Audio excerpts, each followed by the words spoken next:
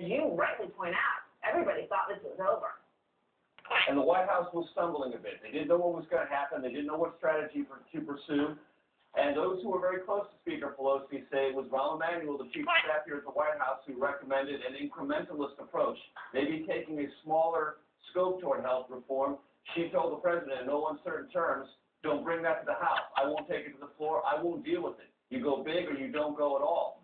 And it's from the perspective of the House Speaker that sort of steel ultimately was transferred to the president. Of course, the White House has a much larger view of it. The White House always, and the president always wanted to go for big reform, and they had an internal debate here at the White House. One way or another, the president, and you can't take a president out of this equation ever, so go back, go big, and push for all these reforms. Rahm Emanuel, the lawyer, carried out the president's wishes.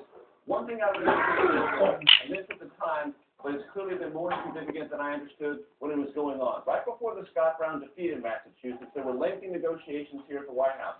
We covered them long into the night. Everyone thought after the Scott Brown victory that those negotiations had meant nothing. In fact, in retrospect, they were the glue that held House and Senate Democrats together.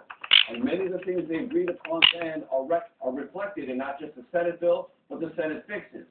And it was those negotiations, which for a time looked to be actually almost worthless because the Scott Brown election result in Massachusetts turned out in retrospect to be very important because once a new strategy was put together, the agreement struck in those lengthy negotiations here at the White House held firm and gave the Democrats firmer legislative footing to proceed as they have. It's quite interesting, and I think about all the times we had a camera on those closed doors and talked about what was going on back there. And now, as you point out, you shed some light upon it for us. Major Garrett, as always, thank you very much. Good to be in. We also know this debate leading up to that vote on the floor of the House sparked a heated exchange many times. Among them, there was one between California Republican David Dreyer and New York Democrat Louis Swann.